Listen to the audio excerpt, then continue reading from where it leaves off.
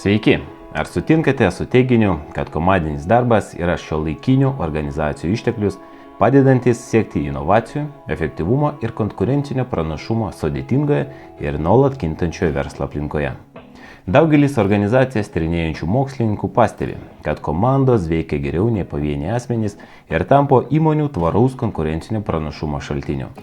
O Patrikas Lencioni priduria, kad būtent šis vienintelis tvarus konkurencinis pranašumas nėra tinkamai išnaudojamas, todėl komanda rizikuoja atsidurti 60% komandų tarpe, kurioms nepavyksta pasiekti užsibrėžtų tikslų. Ar galėtumėte pasakyti, kad jūsų komanda yra organizacijos tvaraus konkurencinio pranašumo šaltinis?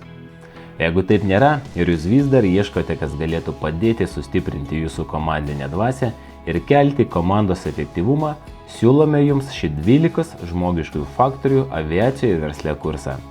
Galbūt kyla klausimas, kaip žmogiškiai faktoriai susiję su komandos, atskirų jos narių ar net visos organizacijos efektyvumu.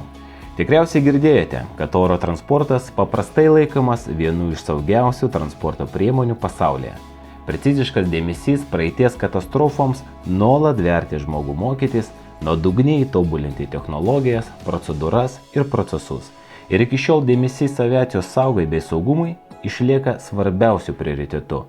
Tačiau šiais laikais kažkodėl vis dar įvyksta orlaivio katastrofos ir galiu jūs patikinti, kad mechaninis orlaivio gedimas nebėra pagrindinė priežastis, dėl kurios galėtų įvykti tokia didelė nelaimė. Remiantis nacionalinės transporto saugos valdybos duomenimis, paskutiniais dešimtmečiais maždaug 84% komercinių orlaivių avarijų įvyksta dėl žmogiškosios klaidos. Kitaip tariant, saugiausiam transportui pasaulyje didžiausią grėsmę kelia žmogus. Tai pastebėjęs Gordonas Dupontas išplėtojo koncepciją, kuri apima 12 žmogiškųjų faktorių arba sąlygų lemiančių tai, kad galimai bus padaryta klaida ir įvyks nelaimingas atsitikimas.